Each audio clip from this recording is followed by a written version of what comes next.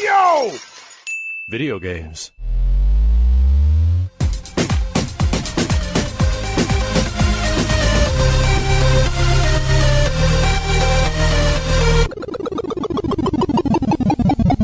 What up, dudes, and welcome back to the YoVideogames podcast. I'm Matt. And I'm Andrew. And once again, thank you to all our generous patrons who kept us going for over 390 episodes. Yeah, I think we're like 396 now. But if you're interested in becoming a patron at any level, please check out patreon.com/YoVideogames podcast. Dude of the week is DMV Makoto. Thank you. Thank you. It's Makoto. Yeah, I'm thinking so like Ghost in the Shell, and I'm thinking DMV. What? well, I mean, maybe that's the point of Ghost in the Shell is the bureaucracy, you know? Your soul leaves your body. But DMV Makoto's an old school dude, been with us for a long time, but recent name change. So I don't know if I'm calling out somebody that's been there for but I'm intrigued by DMV Makoto. It's a great one. There's a lot of I have quite the Great Mad Scientist, also a great screen name. You know, and I always, every time I'm about to make them Dude of the Week, I have to look up when the last time we did, because I will accidentally make that name Dude of the Week once every couple of months, just because it catches the eye, and I'm like, yes, that is a great username. But as for those of you watching the video can see, I have my sweet, sexy mustache. As promised, after the wedding, I took off my beard, and I'm rocking a mustache. And the problem is it's kind of working for me, so I've been keeping it. I did it as a joke. So my mother recently had gone to the hospital, and I had shaved off my beard. And then when she came home, I tried to act like she had been in a coma. Everybody was mad, but I found it funny. I'm keeping the mustache. See, I can't tell. I can't tell if you're joining a news station in Milwaukee or you're joining a gym, a gym program in somewhere in the tri-state area or something. Look, I got a 70s. I got like a 70s porn stash. Some would even say, because I'm like bald and like clean shaven, 70s gay porn stash. You know, little that's a good question. What did I mean? Well, I know what 70s porn looked like. Hairy. We'll talk about that. But I don't know what the 70s. I don't know what 70s gay porn looked like. Probably also hairy. I imagine, yeah, also hairy and disgusting. But you know how you can prevent yourself from having a 70s, hairy disaster? We got Manscaped. We have a sponsor to thank. Of course, we're talking about Manscaped. And the way that I got this sweet ass stash is I used the Beard Hedger Pro. The whole original joke, if you didn't listen to the episode where I originally made this statement, is that it would work really fast. I did this in like 5 minutes or less. Like I mean, it burns through the beard, trimmed it all the way down to 0.5 millimeter, basically just raw stubble. Oh, you went 0.5. Oh yeah. Yeah. It's just super easy. And then I used the comb that comes in the Beard Hedger Pro kit, this guy here, to get my mustache straight. Although oddly enough, ever since my dogs, the whole reason I had to take my beard off completely that one time is because my dog, they cob to show affection, caught a bunch of my beard hair, my mustache hair, ripped it out. That hair grows in blonde now. I don't know what it's like when a person takes a blow to the head and they just have a patch of white hair. I now have that in my beard. So my mustache looks forever fucked up, but I'm rocking it. I'm doing it. I'm doing it for you, and I'm also doing it. Look, there's plenty of product to keep it all in one color, but keeping it all uniform, you do with the Beard Hedger Pro. And as he was saying, with the 0.5, there's a dial on the middle of this thing, so you can just adjust it with your thumb, and you don't ever have to actually take the top off, remove it, and put a different top on, and squeeze it down further and higher. You don't have to no fiddling with size on top. You literally could just do scroll it with your thumb, shave. You can do fades really easily with this thing. If you're keeping your beard short, this is a one-stop shop, super easy. But if you get the Pro Kit, it comes with scissors, a brush, oils, and a comb, scissors, brush, comb, oils, multiple different things for the beard, shampoos, oils. Oh yeah, it's really just like, get a carrying case with it, USB-C. It's wonderful. This is the best beard trimmer I've ever used, and I've used many of them because I'm a hairy fucking man. And to This just works good on armpit hair too. I'm just saying. and again to avoid looking like your hairy boomer ass father did when he conceived you. There's the lawnmower 4.0, which will not only will it prevent you from looking like a 70s disaster, it'll also make your tree look bigger, stand taller, firmer, prouder. And that can all be yours with the Lawnmower 4.0. And if you want to check out any of these products, go to manscaped.com. Use our code YoVG all caps for 20% off and free shipping worldwide. That's code YoVG all caps at manscaped.com for 20% off and free shipping worldwide. Your balls will thank you. Damn right. I got it memorized. I can't say one part of it. If you start to say a part, I can't fill in the next part. I got to run through the whole goddamn thing. I can't. I'm broken inside. Okay? Look, the shit works. It works. This thing works. The damn beard hedger works. Not damn. The good old beard hedger works so well now that it's weird that I have never even had to think about it, because before I actually used to have problems where it was like, oh fuck, I really got to do something. I would actually let it go. Oh yeah, I let my beard grow out because it was just like I didn't want to deal with it. It would shit would get caught or whatever. And this thing's like, oh, done. It is legit good. It's nice. Just one like, oh yeah. The problem I have now is I don't know what to get you for your birthday. I was we're doing your birthday bash. My birthday bash. Yeah. So we're going. This is releasing on your birthday too, right? Yes, releasing on my birthday. Should be. I'm gonna day. Let me look at a calendar. I'm planning it. Ooh, well, your birthday's on Tuesday. We normally release on Wednesday. I'll release it on your birthday. Yeah. Release it on your birthday. That way everyone can celebrate with you. But I do have a question to ease us into your birthday bash. Yeah. If you were going to be given one upcoming game, say that upcoming game was going to be coming out right before your birthday, what's the upcoming game that you're most like, that's a good birthday game?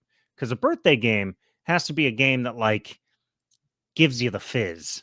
Gives you a little like, ooh. Now, is this announced or unannounced or it can be whatever? It's just upcoming game. What's the game upcoming that you're all like, that's the game as a kid I would have wanted it for my birthday? Oh, that as a kid that I would have wanted it. Even now. Yeah, it's fine. Just like, what's the birthday game? Right now I want Rebirth the most because I really want to fucking see how they're going to handle the world map, because they're talking my language with it, and I'm fucking excited. Okay. Take something that's inspired by Horizon with the battle system of 7 Remake. So right now, of announced known quantity games, quantifiable games, I would want that, like, okay, for a birthday game, because all the other shit's already out. I don't know why this just reminded me of, I have a wooden Buster Sword so my brother's favorite game growing up was, I think 9 was actually his favorite Final Fantasy, but he loved Final Fantasy 7. And he got my grandfather, who was a carpenter, to make actual size Buster Sword out of wood. And recently found it. I have it. It's fucking huge. I should show it on camera at some point. Yeah.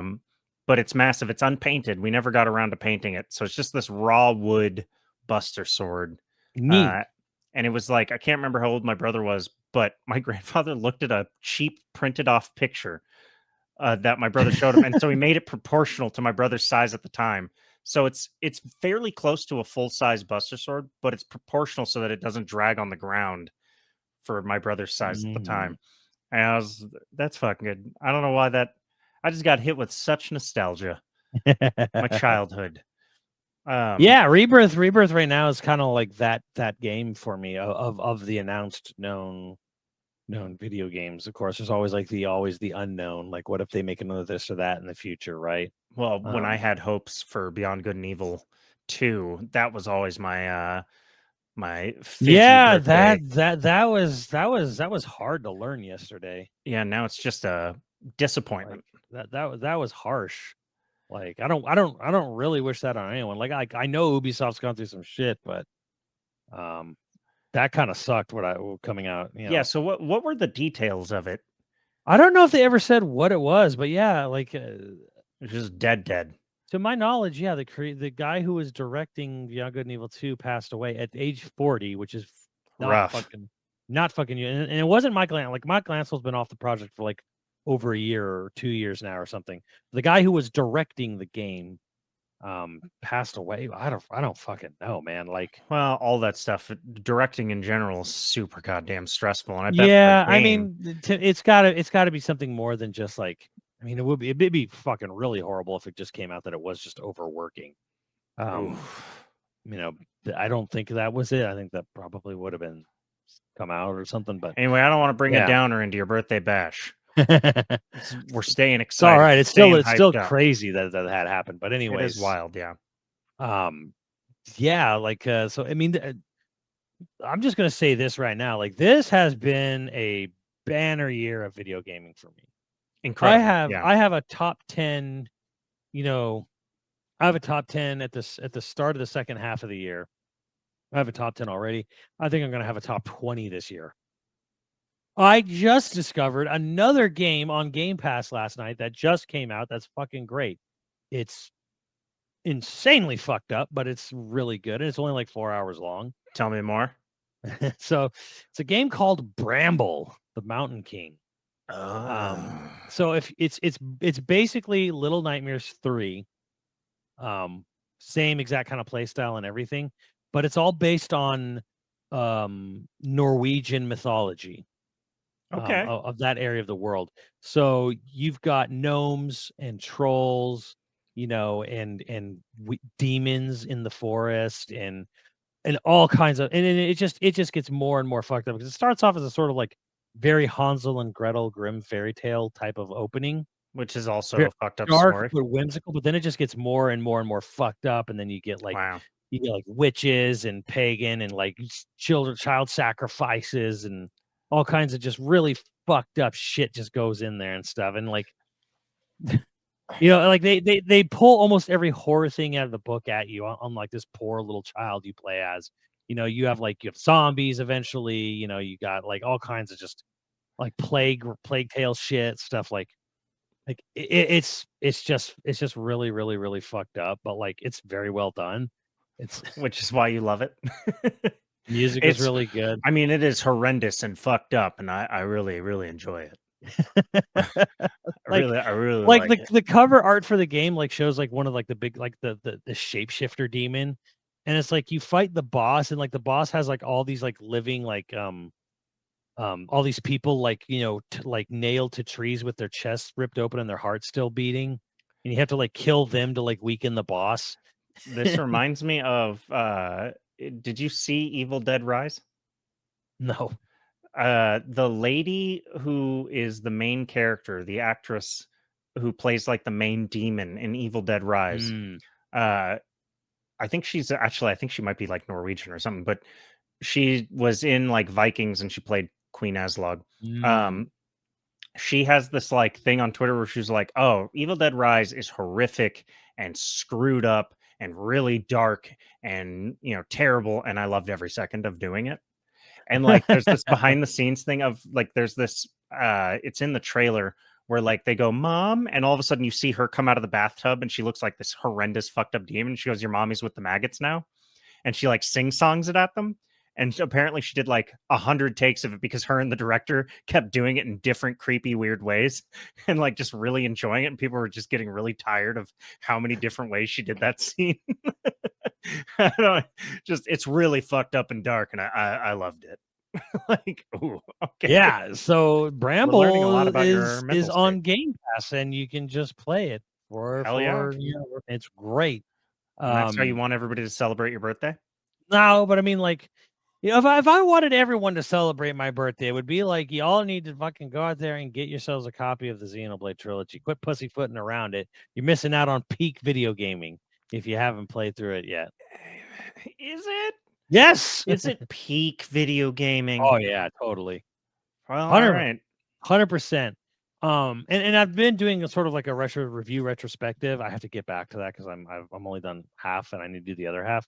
But like where one game is like, as I rated it, fuck you, it's a 10. It's like, look, I know this game has problems. Like critically, I would probably rate this like a good 2 points below.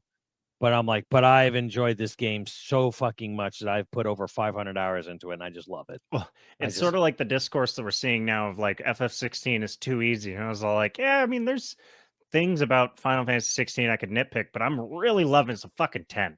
Like I'm having a great time I'm playing. having a real good time playing this game. So Yeah. yeah, whatever. But I would say like the last game, like the last campaign, because there's like each game has like a bonus campaign, like that's Yeah. completely separate from the main campaign. That was like to me, that was like a 10 out of 10. That was just like smartly designed. They did all the right things. They took everything they had ever learned making all these games leading up to this last point, and we're like, let's build a system around it that just is the best, like best possible thing where it's like, okay, so you have a skill tree, right? And the Mhm. skill tree uses affinity points, AP. And like normally AP is like, oh, you get AP from doing a quest line or just, leveling up. No. In Future Redeemed, AP is given out in like 6 different ways. They're like exploring, watching, watching heart-to-heart cutscenes, scenic view cutscenes as they call it this one. Um, Fighting every enemy type at least, once to 3 times, or like depending on the enemy. Like if it's like a unique monster, it'll be like you only have to fight it once. Hmm. And then if it's like he's a super jobber thing, you have to kill 3 of them, right? Open chest, just open chest, open any chest. So You know, basically, the more you play of the game, the more they the reward you, the just more generally. reward you in this, they give you all these AP points, which then you use on your skill tree to level up on like Oh different yeah. skills of your character. And so to level up, I mean, you get the general stat increase as you level up, but then you get all the skill tree stuff is linked to what have you done in the game. And then it's like you could be level 50, and it's like, well, there was a bunch of like level 3 mobs that I never killed. I'm like, go punch them, like go kill 3 of them, and you'll get 5 AP. Hell yeah. We just want you to punch every fucking creature out there at least once. Some of them 3 times, 3 or 4 times. Like punch every creature a couple times. You will get AP. You have a reason to just go and kill like shit beneath your level because I didn't get the AP for that one. Let me go get the AP for that. So one of the things that this reminds me of, and we've sort of talked about it in the past, is like it seems like games are swinging back to the idea that you're not going to like buy every game out. You know how Mm. there was like a 10-year period there where like every game sort of assumed that you didn't have much time to put into the game, so they didn't put a lot of like shit like that. Mm. Like they didn't reward you for really sinking your teeth into things. Like Yeah, there'd be content, but they didn't like there's a lot of games that have content, but it's just content. I'd right. argue even Zelda really falls into this trap too. Um, Right. Yeah, there's stuff to do, but they don't there's like there's definitely things that are definitely worth your time to do in Zelda that even I didn't do right. that would have been worth my time to do them. But then there's so much in that game that is, well, it looks cool, I guess. Right. And it just sounds like this is a game that like they're really giving you a legitimate reason to do. It's why I love Mm. the side quests in 16 that affect the story. Like you can get your chocobo or you can get Right. new armor or something if you do these side quests. But I also don't give a shit about most of the side quests that don't, Yeah. I'll do them, but I don't care about doing the side quests. Except if they've got that little plus, I'm like, oh, it's something one of the characters I already care Right. about, has to do that, or like I get something And it's almost and weird and blues you. kind of a negative where it's like they Yeah, know it's like this side quest is important. Here, put a plus sign on it. The rest of them are like, who gives a shit? right. I like that they found a way to reward you. The only thing that I don't like is sometimes when games have skill trees like that, they basically I don't know, they almost incentivize you to min max your character to where like you look up some fucking YouTube video to find out what the best combination Yeah, to I mean, here's the crazy thing is like I did that for Future Redeemed, but that was end game for fighting the last boss. Mm, Um, Whereas like the skill tree, you can unlock everything. If you do everything in Future Redeemed, you will unlock every single ability for every character 100%. Like you max out. There's no min maxing. There's just maxing. Hell But yeah.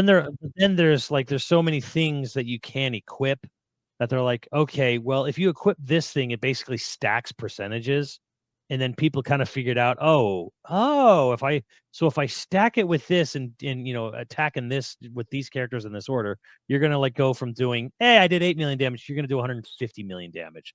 And the game is so broken it doesn't even account for that. It's it's kind of fun because like it's an inane number where it's like, okay, how much health does this boss really what is the highest, most beyond end boss level boss? Because like the end boss is level 50, and the highest level thing is a level 100.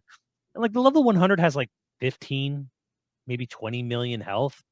And then there's like people like, yeah, but here's this fucking if you equip this loadout and do these moves, you could do 70 to 150 million on it. You can kill it in one chain attack. I'm like, oh, like I'm not even sure if they're aware of how broken their system is.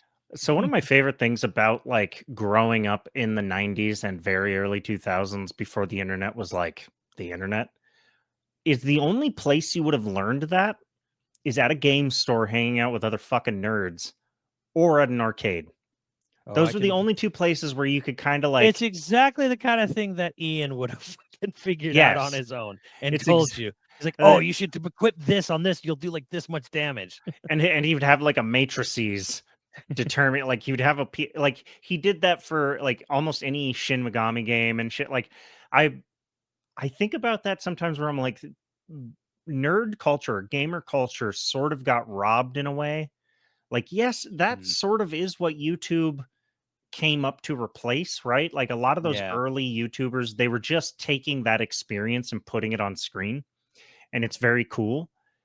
But sometimes I'm like, oh man, like if and when I ever have kids, they're never gonna have that. that schoolyard, Yeah, like where you go and like pastime. I got Mew from a tournament, like, and I Oh, remember you got literally him going. legit. We all got him from a game genie.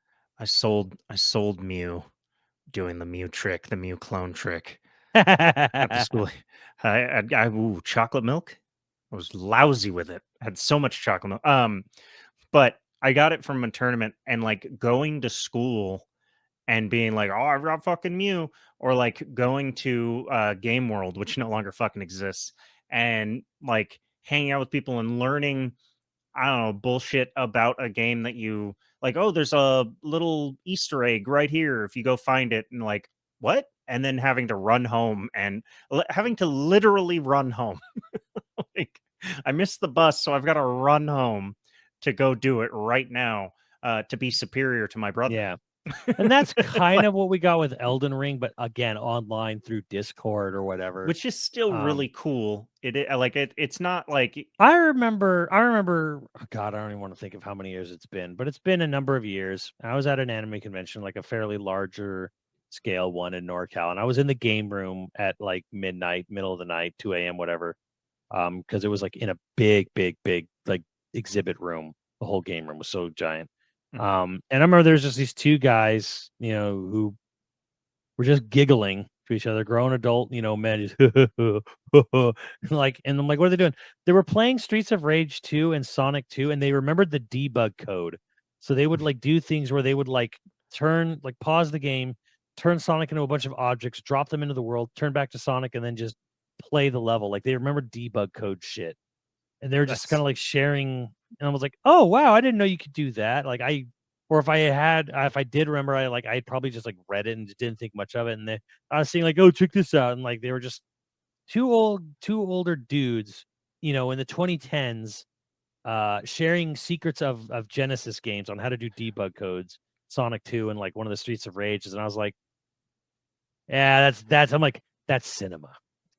Or that's cinema. that's gaming. That's It is. gaming. It's one of those things where it's like it almost feels controversial to speak out against internet. Like where you're like, oh, Reddit robbed you of this beautiful thing.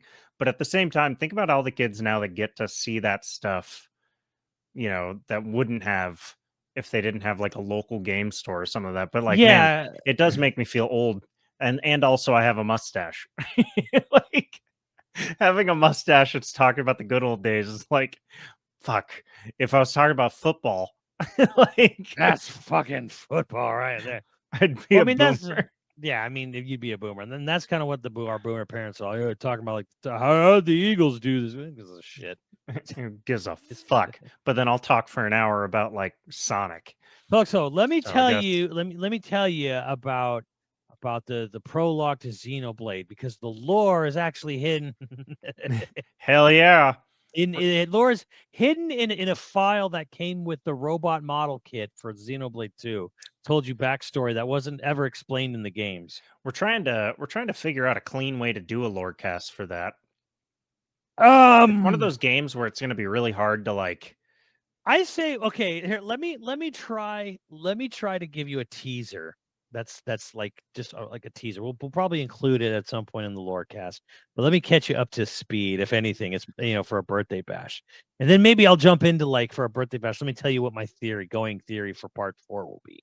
All right. So here's a preview for Xenoblade Lorecast. What is Xenoblade all about? Xenoblade is technically a far in the future RPG sci-fi series. The origins, the very first thing to canonically happen in the games happens in, again, a file, a piece of paper that comes with a build-it-yourself robot model kit for one of the Xenoblade games. Why they decided to include it this way, I do not know. I mean, say what you will about the Japanese, but they were the original OG Easter egg. Like, here's just this little thing back here. So, all right. So the game starts, or chronologically, the series starts in the early 21st century, and a group of archaeologists, digging in a dried lake bed in Kenya, discover an object. This is pretty simple to follow, right? I mean, I'm Yeah. not going too crazy here. So they dig up this object, and they call the object the conduit in English. In Japanese, it's called the gate, like literally translated to that. A sort of it's a cross shape. It's like a big square cross. Anyway, so they're like, what is this machine? And then, so as they're trying to figure out how to work this machine, they realize that it siphons energy, and the energy it siphons is not only vast but like potentially infinite. So they basically solve an energy crisis, so to speak. So then the series jumps ahead a little bit from this file. Okay, so they basically solve the world energy crisis through the use of this machine. But to fully turn the fucking thing on, they're like, well, what else can it do? And they're like, well, through the research, they're like, we don't know. We think this thing could literally open up a time, like a space-time rift. They're like, potentially. They're like, they don't know. They're like, okay, this is big. So what they decide that, okay, if we turn this thing fully on, and it does say open up a door to another world, a rift, if you know, string theory or whatever, they're like, that could be catastrophic. So the coalition government, as it's called in English, they build a low orbit space station that circles the Earth, and they have 3 surface to low orbit elevators. Now, these are real fucking things. If you've seen Battle Angel Alita, you know, Right. like, and they're actually in the file even says they were built along the equator because they actually have to do that. This is actually a real scientifically plausible thing that could be It's done. plausible, but not. They Not are trying to practical. figure out ways necessarily to do it, but it wouldn't necessarily. It isn't practical, but it is plausible.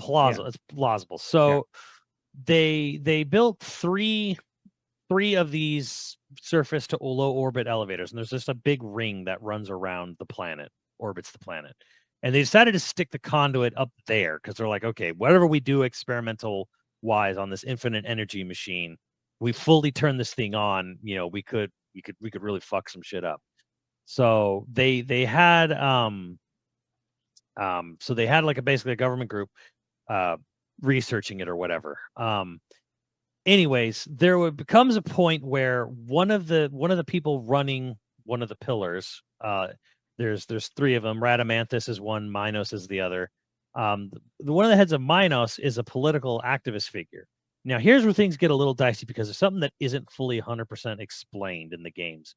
is that there's potentially possibly a race of bioengineered humans, replicants or androids that are created. This is going from Xenosaga because they never said in this game there's a group called the Saviorite Rebels. And from what we can, it's basically the same thing as Xenosaga. So what we can kind of glean from one series to the other is that these are artificially bioengineered humans. Okay. And at some point, probably to do manual labor, at some point, one of the head figures, Dmitry Yuriev, of one of the pillars, he brings up a human rights issue with the coalition government, basically for the human rights of the Saviorite rebel group.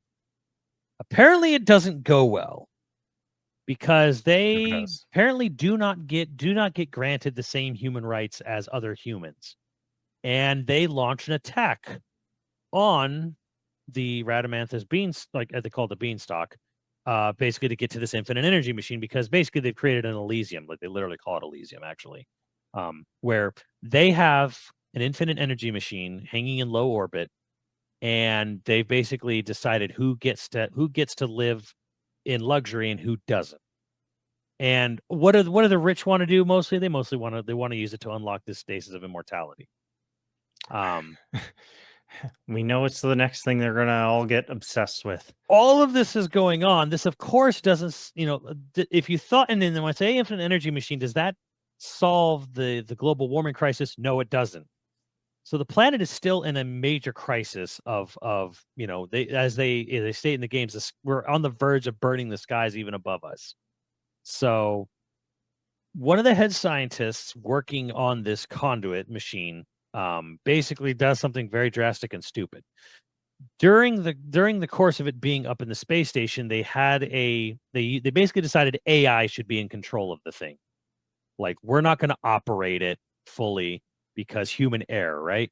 Mm-hmm. So they create a three it's called the Trinity processor. Create a big machine called the Trinity processor to basically govern the thing, to open it, operate it. And they still don't fully turn it on. And the AI basically creates a bunch of defense systems for the service to space elevator called the Beanstalk. And it creates a bunch of automated flying weapons that it designs itself. So it's gonna Skynet. Kind of. Well, the thing is, the Saviorite rebels get a hold of a bunch of them, and they basically they create like a civil war attack on the thing. So as they're basically assaulting this low orbit satellite station, the head professor Klaus decides he's going to turn the conduit on. He thinks that humanity's fucked itself, and he's like, I'm going to fucking we're going to take the next step. I'm going to basically I'm going to open the conduit. We're going to get off this planet. We're going to like start over, right? So he foolishly decides, I'm going to start the conduit, and he turns the thing on, and it rips a hole in space-time immediately. Oh, wow. Okay. And that is where Xenoblade 1 and 2 start from there. Xenoblade 1 is what happens to the universe he accidentally ripped a hole into. And then Xenoblade 2 is about Earth as it's left after he accidentally opens this giant rift and fucks over all life on the planet. Yeah, that is a really solid base for a story. Now, hopefully I made that at least comprehensible. No, that's it's a lot clearer than I was expecting it to be. Now, I should mention the one thing I forgot to mention, which would be good for the actual episode. During the time while Dmitry Yuriev is basically trying to argue for human rights, coalition government, and the reason why he's able to launch an assault on the other Beanstalk is because he was in charge of one of the three. There was a colony project. They were sending out human colonies to other planets. And by before the planet went to shit, they had said 10 million humans into space to colonize this nebula. Way out in the distance. That's just sort of a little background nugget info that I found fascinating in the last game. Because at the end of the whole saga of Xenoblade, You see the planet basically reunited, all like everything fixed, right? And you see something coming in from space flying towards our planet. Oh And, no. and that's where I'm like, here's Xenoblade 4 right here. It's the human colonies that went I think it was 8,000 light years away to go colonize some nebula. They specifically mention a real nebula that they're going to colonize. So I'm like, okay, so there was a whole 10 million plus humans out in another part of the universe when when Klaus opened up a rift and fucked up Earth, right? So they're coming back. No, so they don't say, and we're not sure how much years has passed, but I'm like, this sets up such a great fucking setup for a video game, right? Because now you're gonna have all the weird humans. They're sort of humans, but they're because Klaus basically he restarted evolution Right. like scientifically. He basically he had his own way of basically like restarting the process of evolving creatures to create sentient life again.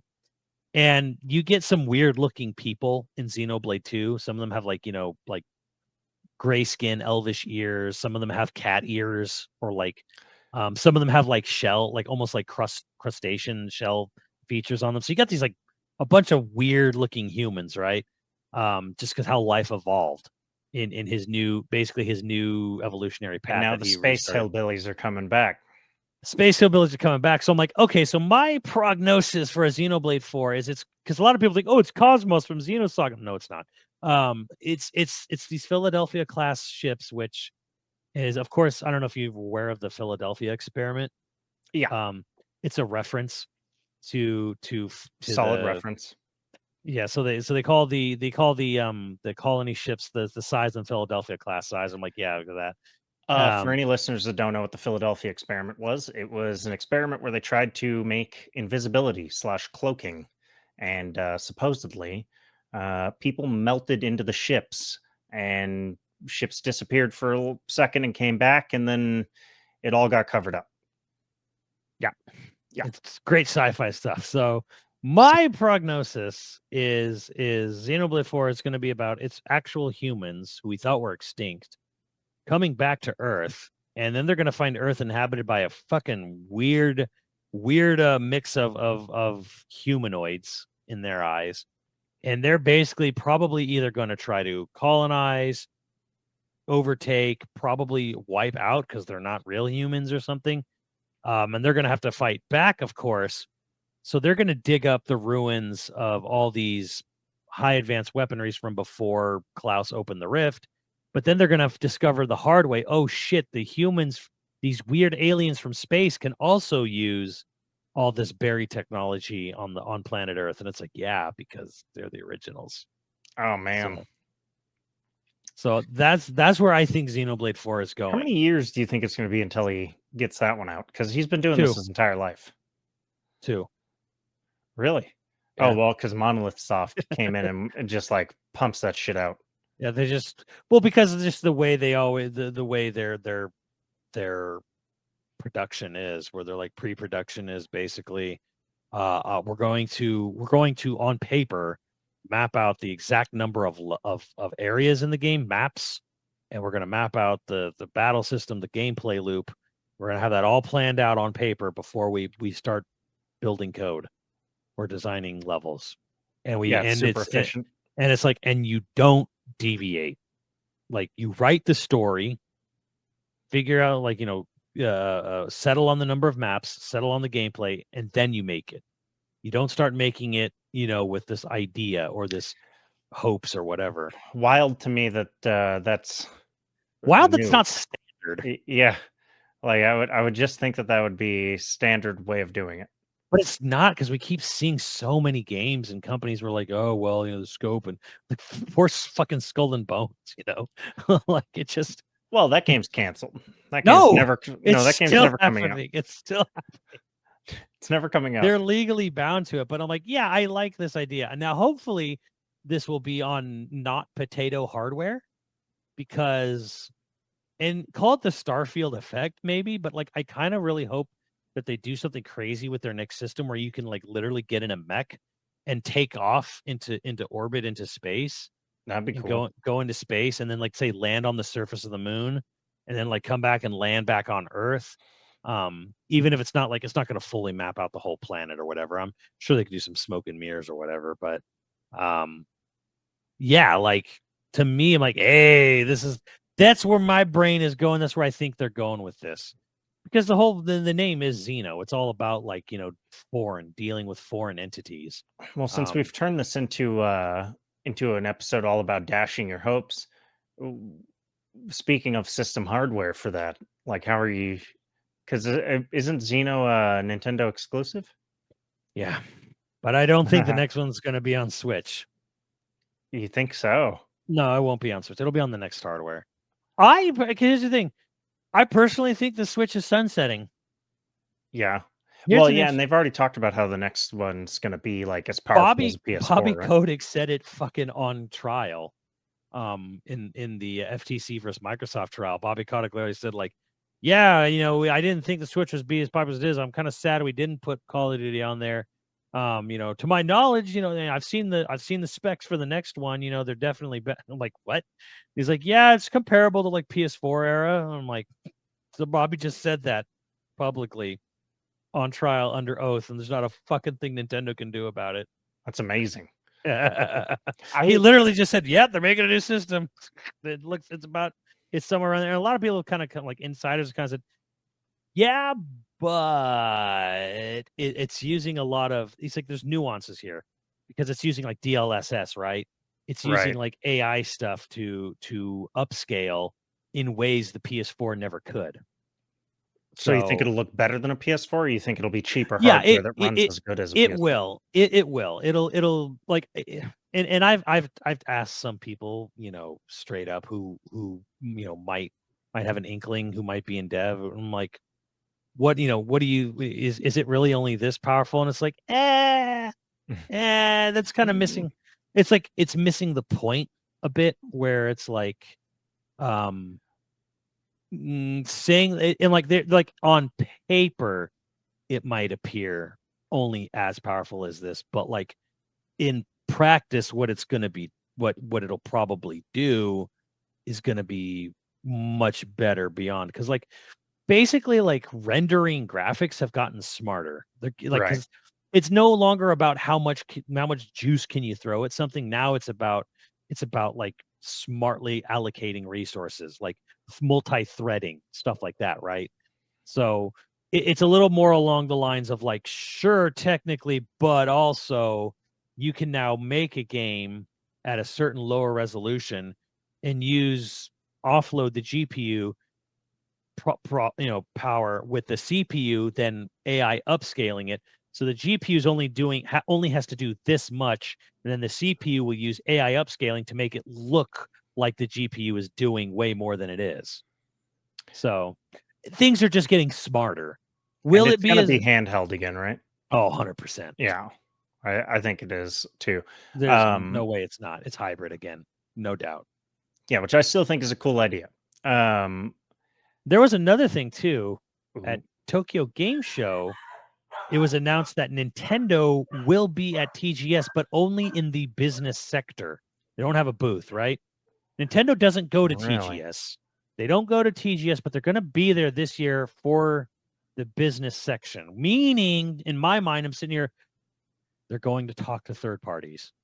They're obviously going there to talk to third parties about Switch 2 stuff, either to sell them on the idea or to show them something, or to have, like, there's no reason they would be doing this if it wasn't for the fact that I'm like, yeah, it's time to start openly talking to other developers about the system. And again, I look at that Nintendo Direct and I'm like, great games, yes, Mario tripping balls, whatever. Mario tripping balls, Mario RPG, it's great, it's a good set.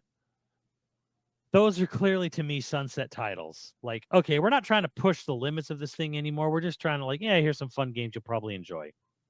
This will get you through to the next thing that we come out with. This will get you through to the next thing. So that's why I'm like, okay, I think next, and honestly, I would assume Monolith would be like one of the first people to have a dev kit for the new system. So they're gonna know right away before anyone else what it can and can't do or whatever. And I think it'd be in Nintendo's best interest too to like, okay, well, these guys are the graphics guys, or at least they're like the big wide open area guys.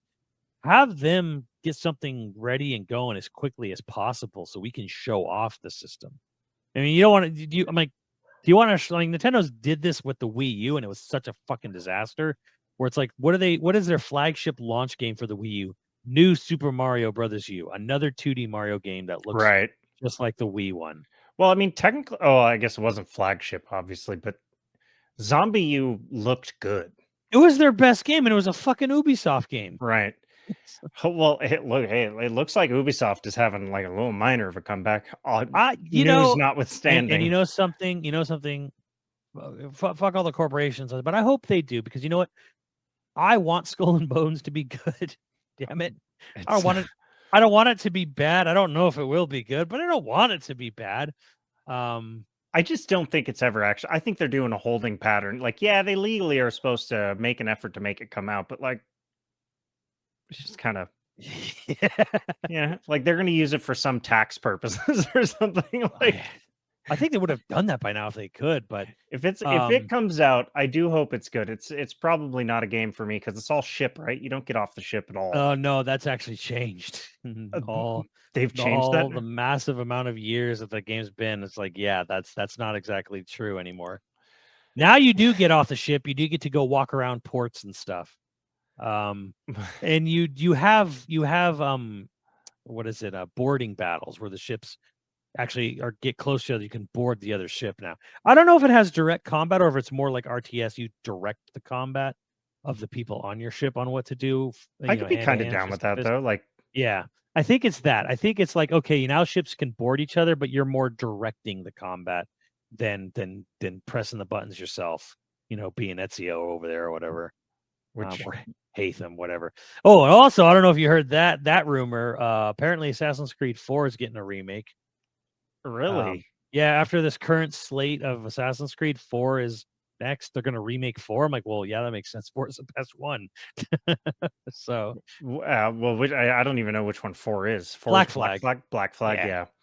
Yeah. Is that the best one? It's definitely in the best area. It is a cool period of time. I thought they were going to go do like the Japanese. Like that's first. That's before. Oh, that's happening first, right? Because it's like the one coming out this year is first, Mirage. and then there's Jade, and then there's like a China and a Japan one, and then it'll be Black Flag. I think one of the ones between China and Japan's not. One's like RPG style and one's old school style. I think. I forget which is which. I'm hard to keep up. Mirage is going to be more old school, and then Jade is a mobile game, isn't it? Jade, maybe that's what it was. One of them, Jade, is like mobile, and then there's a Japan one after that. Right. Red, I think it's called. Assassin's Creed Red. I don't know. But yeah, like Ubisoft kind of had a little bit of a comeback there. We'll see when they all come out, but we're definitely all aboard Prince of Persia 2D. Yeah. Fuck the haters on that, but Avatar, man, it's gonna be good. Max you're right. Max is excited too, and I'm like, yeah. Is he really? Yeah, he's actually excited because he's like, oh really? Yeah. Like at first I was like, whatever, and then I'm like, okay, this could be kind of fun, just zooming around on a Banshee, flying around like fucking shit. I don't know. I'm like, but is there ever going to be a point where you get to be a human fighting in a mech? No, you're going to be a Navi fighting mechs. Sure. But Navis are tall. I know, but I want to be in a mech. Why do you want to blow up the local wildlife? That feels counterproductive to the as American message. The country that came up with Manifest Destiny. What? Didn't China technically come up with Manifest Destiny? And then we took the No, we did Manifest Destiny, and China's now using Manifest Destiny as their excuse for going after the Xinjiang province. Really? Yes, they are no shit. I thought it literally went China, like one of the old dynasties, then America, and now China.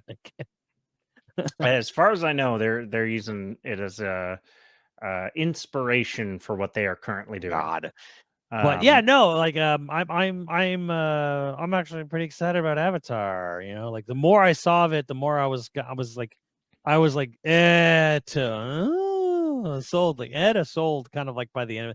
Then they're like co-op, and I'm like done. Yeah, the co-op is the thing that makes me like, okay, I'll do it. I don't know that I'm sold yet, but like co-op has intrigued me to the point where like, we'll see. Yeah, it really just depends. Is the loop gonna be fun? Yeah, is it going to be on Game Pass? I can't remember if it said that. I don't think it did. I don't think it will be. I don't think so. Ubisoft needs money. I can't believe. Can we talk about how James Cameron has somehow spawned this behemoth? Just like it's now becoming. When Avatar, the first Avatar came out, it was good. It's I wouldn't say that it is. It's not his best film, No, definitely. But I also no. wouldn't say like it's the most incredible thing to happen to filmmaking. I mean, he invented new technology, and that's always going to be cool. But like, it's good. Never in a million years did I think it's going to be like 5 movies that are going to span another 2 decades, Because probably of Disney getting made. keeps fucking delaying them. I don't. What did Zoe Saldana was just like? Great, I'm going to be in number 3 when I'm 50. You're just like, yeah, I guess that's forever now. You signed a contract. Well, I mean, they filmed 2 and 3 a long time ago.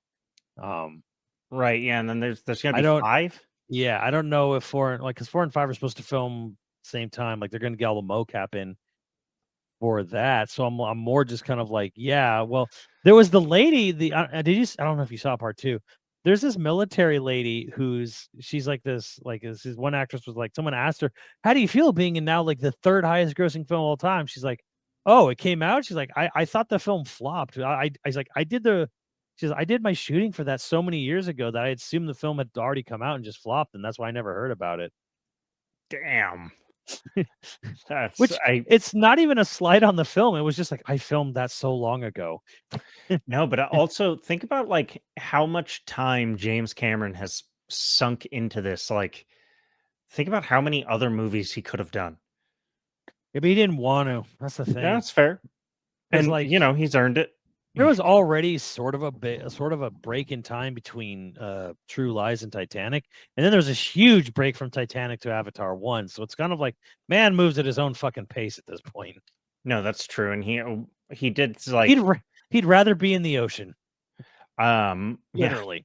that's He fair. he, Thank God he he didn't go down into that fucking sub though. oh well, he would never would have. Yeah, because he would have looked at that and been like, no.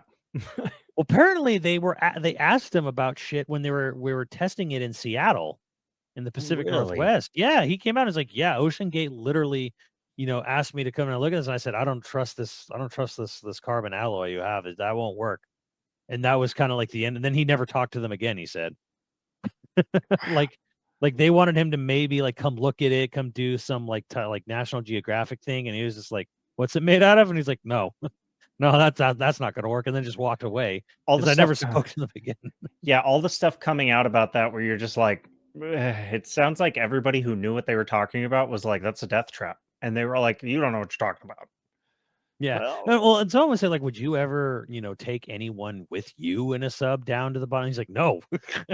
yeah, Like, he's like, I'd never take anybody with me. That shit's dangerous as shit. It's like his opinion is just like I would never feel comfortable taking someone else, even if I was the pilot. yeah, Like him personally. So it's like here's the other thing about him. He's made more dives to the bottom of the ocean than he's made films. yeah, yeah. I mean, it's why am I blanking on the name? He did the deep Abyss. abyss. Yeah. Yeah. Anybody that ever is curious about like how much or where his love of the ocean started, you just go watch Fear. Abyss. Well, Fear of the ocean too. but I don't think he'd do as much as he does just out of fear. He Oh loves no, he the got ocean. over it, but he said like, why did you do this? Why'd you just like usually it starts with I'm afraid of something. I wanna confront it. I Which want to was like learn more about it. Yeah. he had a nightmare because he was suffering a fever trying to make Piranha 2. And in the fever, he was being chased by a metal skeleton on fire. So he made Terminator after that. And then he said I had a fear of drowning in like, deep water. So I fucking made the Abyss. And the Abyss it's a movie. I don't know how to explain Well, it. here's a good one. Okay, Andrew, what is his best film? What's his worst film? Oh God, I It feel like I doesn't need have that many. No, I know, but I don't know if I have a comprehensive list in my head. I can name for you: Terminator 1, Right? Aliens, Aliens. Terminator 2, Yeah. Abyss, True Lies, Titanic, Titanic. and 2 Avatars. And 2 Avatars.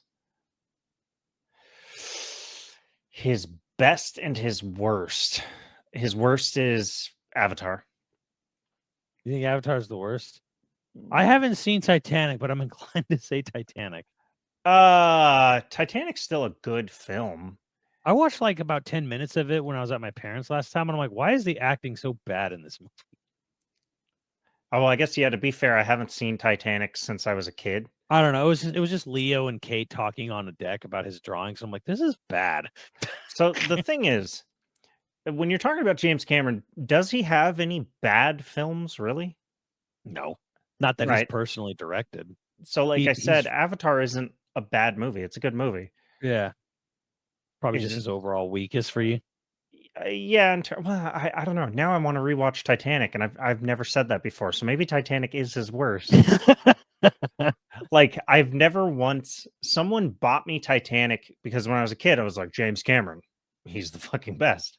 And someone bought me Titanic on VHS, so I had the 2 VHS Titanic, and I think we only ever watched it once. So I guess I've seen the movie twice. We saw it in theaters, and I've Mhm. seen it once at home on VHS. I've never watched it. Um, I mean, the sinking of the Titanic is the whole reason to watch the film. Everything Yeah, it else was is to just the get you to second care about half. that. Yeah. And straight up, the sinking it's one of the coolest sequences of film. I, Mm. like, dude fucking did it. I also happen to know, I happen to know the gaffer who was working on the Titanic. And I knew And one of the principal photographers. yeah, uh, basically, James Cameron will fire you 6 times a day. He's not the easiest to work with by all As accounts. Arnold says, there are 2 James. There's the James you know off camera and the James you know on camera. Right. He's like, they're very different people. Yeah, he's an intense man, Mhm. but also a brilliant guy. I I think one of his best film has to be Terminator 2, maybe, or Aliens. I go back and forth because it's like those 2 are just like so good. Abyss, Yeah. I feel the same way about Abyss that I do about Annihilation, which is on Netflix right now, and everyone should watch it because Annihilation is great. Um, Yes, it is. Abyss is one of those movies where, like, every time I watch it, I feel like I'm learning how to make a movie. Mm. Like, I feel like every time I Yeah. watch it, I feel like I'm learning how to make a sci-fi film mine. Every time I watch Annihilation, I feel like I'm learning how to make an art film. That's true. Every time I watch it. Like, I watch it and I go like, "Oh, this is how you make a personal film," even though it's technically a blockbuster in a lot of ways. Like Mm. it's following that path and it has like amazing effects and stuff, but like it feels like, oh, this is how you make an art house sci-fi film. Um both incredible and like incredible cinematography and shit. Like The Abyss, I would say, is a much bigger movie than Annihilation, but like I feel very much the same in terms of Yeah. connection to it. But is Abyss his best? I would say the director's cut ending, it might have the best ending I've seen in a film. It's really good. It is really good. I mean, now I'm gonna go Which watch it again. I was shocked to learn that that wasn't the original ending. Here's the thing. I'm like, how Uh, the fuck? the first 5 or 6 times that I ever saw Abyss, I saw it on like TNT or TBS or whatever. So I Mm, never really like got the full deal. And then one time we rented the movie and got to watch it, but we watched it in full screen. mm, So I have never seen the complete film in widescreen. I see. And that's a And film that's it's never really been re-released. It's like yeah, it's it's not. lame. It's hard to find. I don't know where maybe you could rent it on Prime. Maybe Prime tends to have like a bunch of stuff for rent. So if you're like, "Hey, I really want to watch a movie that doesn't get a lot of attention or hasn't gotten a lot of attention, but like you're going to sit down and one I think it's Ed Harris, Yeah. right? Yeah, it's Ed Harris and you're like, "Why isn't Ed Harris like a main character? He plays villains and he plays side characters, but like Ed Harris is fucking fascinating as a main character." Um, you're gonna just have a good time watching that movie. And I almost think if you watch that movie, it's one of his only films where you know it's James Cameron from the first frame. Mm.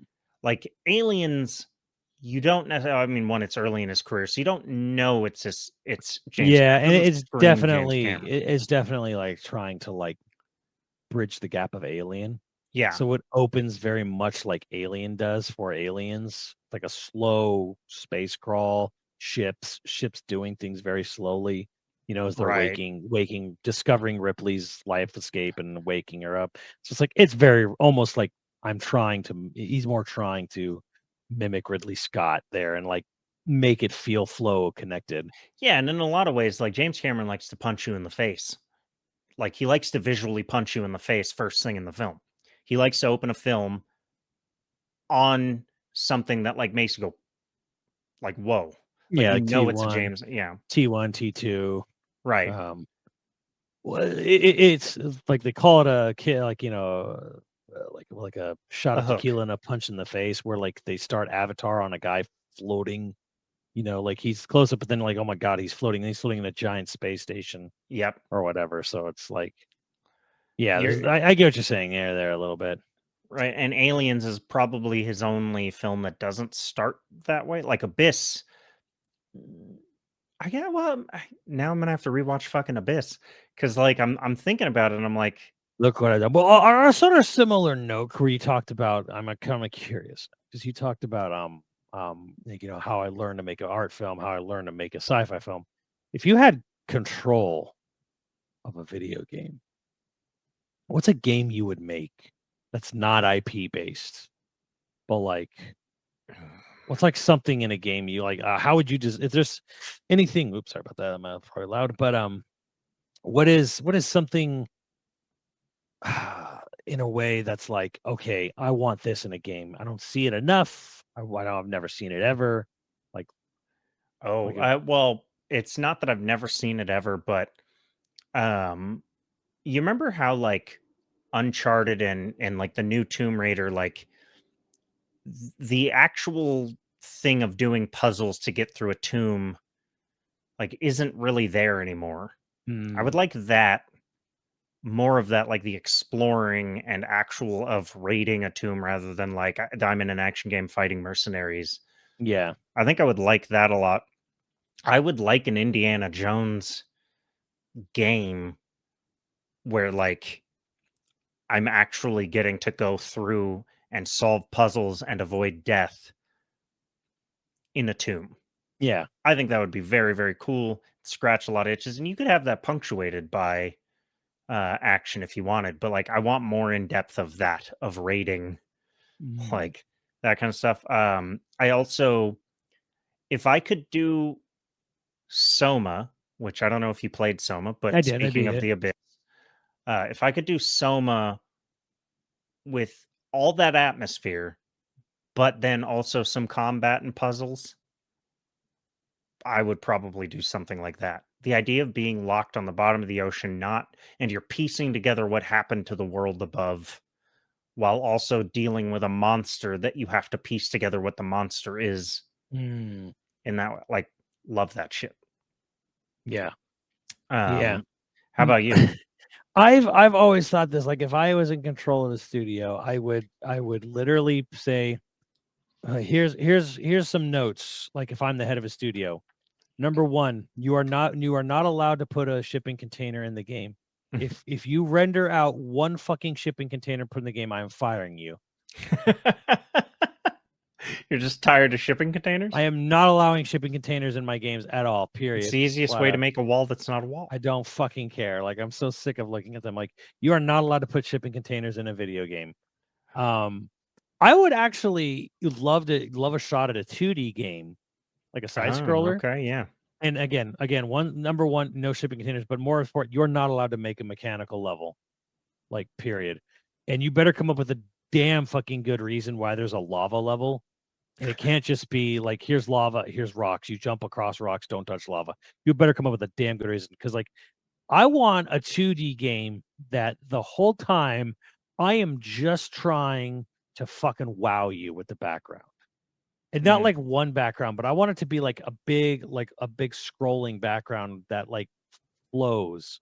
You know, like where it's like, here's a game, picture this. You start in swimming-ish, or like on a tiny island next to a big island.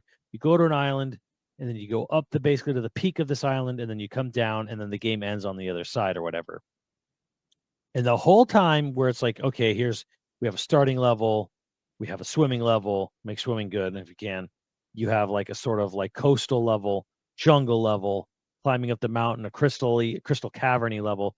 Everything has to look, everything has to look like the fucking most prettiest, just pretty, like landscape. I just want something that's just fucking landscape porn. And you want it to be seamless, as though you're like each level is different, but it looks like it's seamlessly like it's going, up, Yeah. like on the left side of an island, up a mountain on it, down to the other side.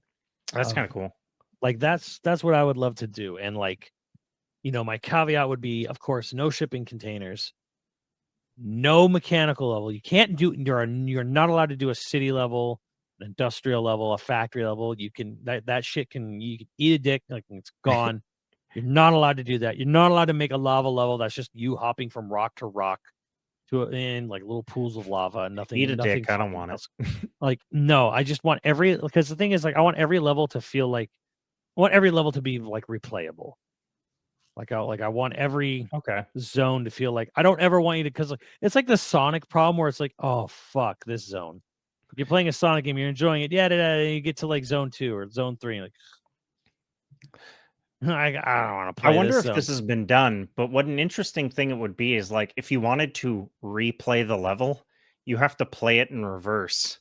Like, could you make a platformer that is just as interesting in reverse to go back to replay the level? Yeah, you go back in reverse and then play it again. Might be kind of fun if you got some ability like a jetpack or hook shot or something at the end of the level. So then you have this massive chase sequence where you have to like go backwards, reverse the levels, but you have to do it like under like being chased, but with new abilities or something. Like, that's something I've always thought I'd love to do if I had control of a 2D game, where it's just like, what do you want to do for a 2D game for control? I'm like, I want to make a game that's just pretty all the time, and it's just the good levels.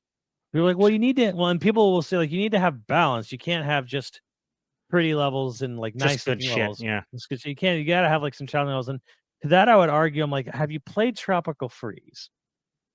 Because people argue Tropical Freeze is difficult, but I'm like, yeah, but everything looks good.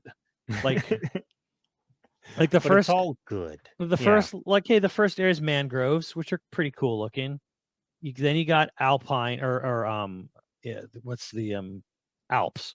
The Alps, like this. Then you got the Alps, Swedish Alps level, all inside of that, and then you got Savannah, and then you've got tropical swimming level, which people hate because they don't know how to control underwater, and then you got a jungle level, and then you got a snowy, like a snow covered level, but snow over tropical area, which they're all pretty good. Pretty much, they're all pretty awesome either way. There's like one factory level, but it's like, oh, what if it's a factory that's been overtaken by snow and blizzard, and it's just sort of like abandoned. You're okay with the factory level as long as it's something that's been overtaken by nature? Yeah, basically. You just don't want like swinging arms and industrial music? I don't want to look at a city. I live in a city. I don't want to look at a city. I have no fucking love for like concrete, steel, any of that bullshit. That's why I was kind of down on 7 Remake when they know it's just Midgar. I was like, fuck. It would have been cool though if you could go all over Midgar. Yeah, it would have been, wouldn't it? It would have been real goddamn cool. Well, okay, so to end your birthday bash episode, we started it with like, what's the thing you wish was coming out? But okay, what's the non-existent game that you'd look forward to someday? Like, what is it that I look forward to Xenoblade 4, but also I'm very curious to see if the project Monolith got going where they wanted to try either hand at real-time combat ever happens. Oh, because the dream project is to have Platinum Games do the combat, like they helped out with 16. Yeah. And Nier Automata, have Monolith Soft do all the map design work, and potentially, possibly, I would like Yoko Taro to just come up with a scenario. It's okay if he doesn't. Takahashi's definitely come up with some cool shit with his Xenoblade games, but like, just having that nihilistic fucking yeah, existential dread, mixing like really beautiful looking areas, but with really fluid, fun combat. That's my game. That's my jam. having Yoko Taro write a horror game story would be so incredible and like dark. Like, not have him be involved in designing any of the characters. Like, I would say that that's one of the things that he's like. I guess his robots are kind of cool looking, and obviously 2B. Like, who's mad at 2B? But um, just like if he just came up with the story, yeah, that guy's got a weird brain. He does have a weird brain. He says he loves talking about taboo subjects. Like, Well, yeah, fair. When people say like you shouldn't talk about something like that, he's more intrigued and he just wants to talk about that. Like he does, like, and he says like usually it's subjects like death, Yeah. or just like general human sexuality. Like he wants to, he'd rather ask the question, have that conversation than Well, that's not why he talk hides about his it. face. He hides his face so that nobody can stop him on the street and be like, "Hey, man, why the fuck did you talk about that?" And I get it. Well, his excuse is that he's like, it's kind of like just like if someone's a great romance author, then you find out he's like an old middle-aged schlub. It's like it sort of ruins, he doesn't want to ruin anyone's The love of his mystique, yeah. games or his mistakes. It's like, yeah, I don't want people to know I'm just some boring-looking middle-aged dude. It's a good answer. We have some patrons to thank. If you're interested in becoming a patron at any level, please check out patreon.com/YoVideogames podcast. Dude of the week was DMV Makoto. Thank you, DMV Makoto. Happy birthday, Matt. Thank you. Wish him a happy birthday on the Twitters. And our producers for this episode are Mutton Chops Johnson, The Pink Hammer, The Schmidt One, Scrunami, Kroy 35, Hyperviper 89, and Ziggy Z. Thank you, dudes, and we will catch you next time. Later, dudes.